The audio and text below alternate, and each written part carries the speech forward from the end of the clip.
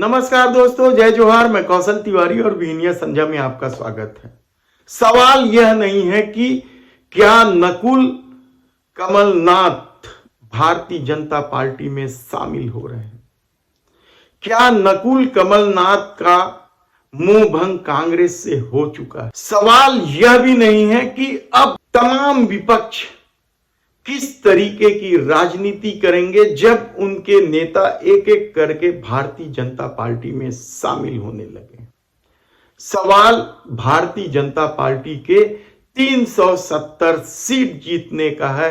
वह 370 सीट जिसका दावा देश के प्रधानमंत्री नरेंद्र मोदी कर रहे हैं। तो क्या विपक्ष के तमाम बड़े नेताओं को अपने पाले में लाकर भारतीय जनता पार्टी 370 सीट हासिल कर लेगी। इस फेरिस्त में कौन कौन है अब यह भी मायने नहीं रखता, क्योंकि कल जिस तरीके से नकुल कमलनाथ ने यानी कमलनाथ के बेटे ने अपने सोशल साइट से कांग्रेस की पहचान को ही मिटा दिया। वह नकुल कमलनाथ जो कांग्रेस के भरोसे जीते हैं, वह नकुल कमलनाथ जिन्होंने मध्य प्रदेश में भारतीय जनता पार्टी को क्लीन स्वीप में सबसे बड़े रोड़ा थे। तो क्या अब भारतीय जनता पार्टी नकुल कमलनाथ के साथ मध्य प्रदेश की सभी 29 सीटें जीत लेंगे? क्योंकि 370 सीटें जीतनी है और इसके लिए जो कुछ भी किया जाएगा कम है। इस आर पार की लड़ाई में देश के प्रधानमंत्री नरेंद्र मोदी ने सब कुछ दांव पर लगा दिया गया। कहना उतना आसान नहीं है जितना आप सोच पाते हैं, क्योंकि इस दौर में राजनीति को अपने हिसाब से खेलने में माहिर देश के प्रधानमंत्री नरेंद्र मोदी ने जिस पर भी उंगली उठाई, यानी अपनी जुबान से जिसके खिलाफ भी विस्मरण किया, जिसे भी जेल भेज देने की दुहाई दी, वे सभी लोग एक एक करके भारतीय जनता पार्टी में शामिल हो गए। सवाल उस वॉशिंग मशीन का नहीं है जिसमें दूसरे दलों के तमाम भ्रष्टाचारी, बलात्कारी, हत्यारे, आपराधिक प्रवृत्ति के लोग धुलकर साफ दिखाई देने लगे हैं। क्योंकि वॉशिंग मशीन का एक मतलब आप अच्छी तरीके से समझ लीजिए कि वॉशिंग मशीन में धुलाई यूं ही नहीं होती, पानी डाला जाता है और कपड़ों की तमाम गंदगी कपड़ों को तो छोड़ देती है, लेकिन उस पानी में शामिल हो जाती है, जिसे फेंक देना पड़ता है। और यह पानी यदि कहीं इकट्ठा हो गया तो बजबजाना स्वाभाविक है। तो क्या यह स्थिति बन पाएगी?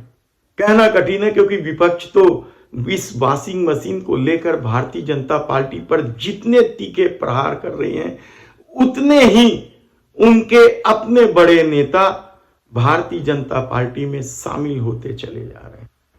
याद कीजिए आप, अजीत पवार को लेकर क्या कुछ नहीं कहा गया था, हेमंत सोरेन को लेकर क्या कुछ नहीं कहा गया था, अशोक चौहान पर भी तो देश के प्रधानमंत्री नरेंद्र मोदी ने तीखे प्रहार किए थे। और कमलनाथ को किस तरीके से घेरा गया यह भी किसी से छिपा नहीं है। तब ऐसे में राहुल गांधी जो इन दिनों भारत जोड़ो न्याय यात्रा पर निकले हैं, क्या अपने बिखरते कांग्रेस को बचा पाएंगे? एक एक करके तमाम नेता कांग्रेस छोड़ते चले जा रहे हैं और अगला नंबर किसका होगा यह कहना बेहद कठिन है। क्योंकि गुजरात में भी भारतीय जनता पार्टी ने 2019 में क्लीन स्वीप हासिल किया था, हिमाचल में भी सभी सीटें जीती थी, दिल्ली की भी सभी 7 सीटें जीत ली थी, राजस्थान की भी सभी 25 सीटें भारतीय जनता पार्टी की झोली में थी। मध्य प्रदेश में जरूर एक रोड़ा था, वह भी अब दूर हो गया है। बिहार में क्या होगा? नीतीश को ले आया गया है और वहां भी दावा किया जा रहा है कि 40 में से 40 सीटें जीतेंगे। पिछली बार एक सीट की कमी रह गई थी। महाराष्ट्र में भी 48 में से 41 सीटें एनडीए ने जीती थी, 7 सीटें बाकी रह गई थी।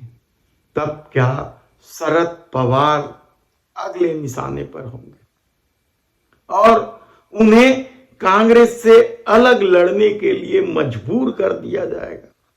क्योंकि जिस तरह की खबरें आ रही हैं, अब शरद पवार पर सीधे भारतीय जनता पार्टी जो जांच एजेंसियों के माध्यम से हमला कर रही है, वह एक अलग बात है। अब उनके भतीजे भी सीधे हमलावर हो गए। यानी शरद पवार को यदि अपनी सीटें बचानी है, अपना क्षेत्र बचाना है, अपनी राजनीति बचानी है, तो उसे कांग्रेस से अलग हटकर लड़ाई लड़नी होगी। तब शिवसेना का क्या होगा?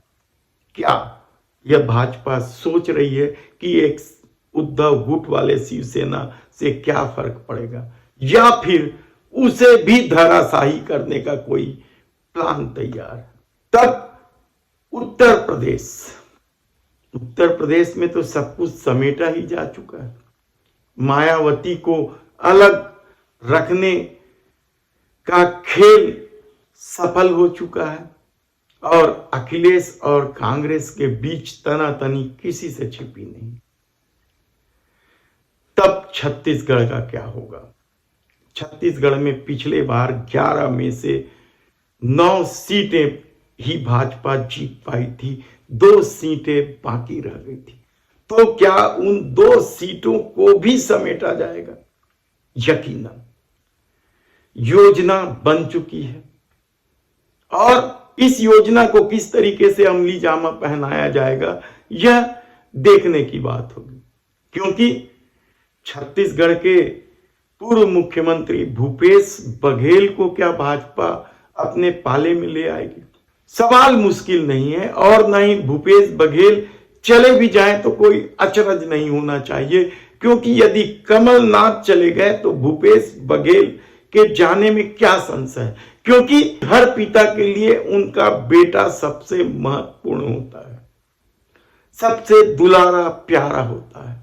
और ऐसे में भूपेश बघेल के बेटे बिट्टू चैतन्य बघेल भी यदि ईडी के दायरे में है, जांच में है, निशाने में है, तब कितना देर लगेगा भूपेश बघेल को कांग्रेस को लांघने में? तब आदिवासी नेता तो पहले ही लाए जा चुके हैं, विधायक स्तर के नेता, हालांकि उनकी बहुत ज्यादा हैसियत नहीं रही है। विधान मिश्रा और बलौदा बाजार के पूर्व विधायक शर्मा के, विधान मिश्रा कभी जोगी सरकार में मंत्री हुआ करते थे, उसके बाद अजीत जोगी ने ही उनकी टिकट काट दी थी। उसके बाद उनकी राजनीति लगभग मृत प्राय है, कहा जाए तो गलत नहीं होगा। बलौदा बाजार वाले शर्मा जी का भी तो कमोबेश यही स्थिति है, जोगी कांग्रेस से जीते थे और अब जोगी कांग्रेस के ही भाजपा में चले जाने की चर्चा है। तो उससे पहले यदि शर्मा जी चले गए तो क्या दिक्कत है? तब सवाल यह भी नहीं है कि भूपेश बघेल कांग्रेस छोड़ देंगे। सवाल तो यह है कि क्या 370 सीट हासिल करने के लिए भारतीय जनता पार्टी अब कुछ भी करने वाली है? तमाम भ्रष्टाचारियों को अपने पाले में ले लेगी, तमाम बाहुबलियों को अपने पाले में ले लेगी, तमाम आपराधिक छवि वाले नेताओं को अपने पाले में ले लेगी और उन्हें टिकट भी दे देगी।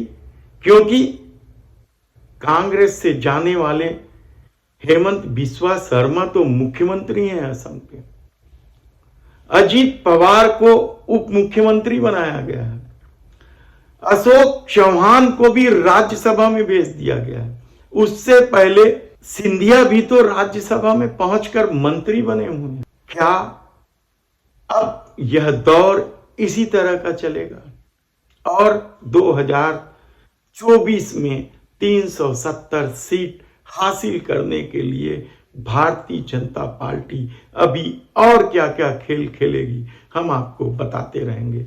अजी सुनते हो, मुझे लगता है ये सेप्टिक लाइन चोक हो गई है या सेप्टिक टैंक भर गया है। अरे बाबा, इसमें चिंता की क्या बात है। अन्ना सेप्टिक टैंक क्लीनर है ना, बस एक कॉल कर दो, वो सब देख लेंगे। ये वही अन्ना सेप्टिक टैंक क्लीनर है ना, जो बड़े बड़े पंडालों में टेम्पररी टॉयलेट की व्यवस्था भी करवाने लगे हैं। हाँ, है ना ये कमाल की बात। हाँ, इनका कॉन्टेक्ट नंबर क्या है? 9340199840। अन्ना सेप्टिक टैंक क्लीनर, देवेंद्र नगर, रायपुर।